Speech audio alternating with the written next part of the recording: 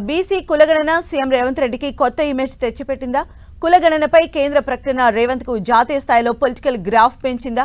పార్టీతో పాటు national politics లో మెయిన్ లీడర్ గా ఆయన స్థాయిని పదిలం చేసిందా? ఈ ప్రశ్నలన్నిటికీ సమాధానం అవుననే వినిపిస్తోంది.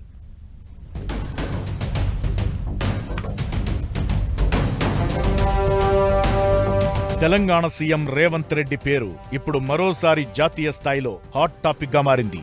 అంచనాలను మించి కేసీఆర్ ను ఓడించి కాంగ్రెస్ ను అధికారంలోకి తీసుకొచ్చిన రేవంత్ రెడ్డి జాతీయ రాజకీయాల్లోనూ తన మార్కు చూపిస్తున్నారు.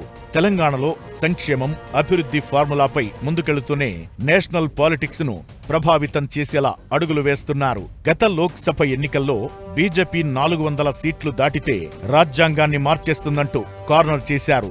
రేవంత్ స్ట్రాటజీనే కాంగ్రెస్ దేశవ్యాప్తంగా వాడుకుంది. దీంతో నేషనల్ పాలిటిక్స్ లో ఎంటర్ అయ్యారు. ఇప్పుడు మరోసారి కులగణనతో జాతీయ స్థాయిలో రేవంత్ పేరు వినిపిస్తోంది.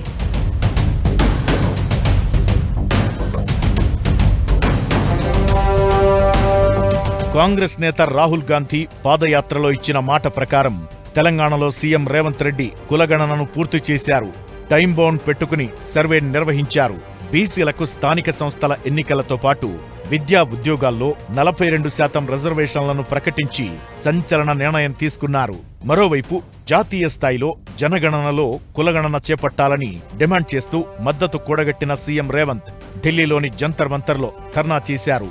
దీంతో దేశవ్యాప్తంగా కులగణన డిమాండ్ రాజుకోవడంతో పాటు త్వరలో బీహార్ ఎన్నికలు ఉండటంతో కేంద్రం కూడా ఇందుకు జై కొట్టిందనే చర్చ జరుగుతోంది.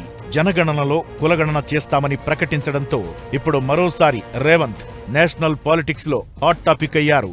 ఇదే రేవంత్ రెడ్డికి జాతీయ స్థాయిలో ఇమేజ్ పెరిగేలా చేసింది.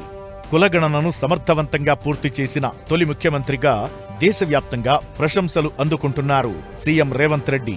ఆయన్ను సిడబ్ల్యూసీ అభినందించడంతో పార్టీలోనూ రేవంత్ రెడ్డి గ్రాఫ్ అమాంతం పెరిగినట్లు సమాచారం.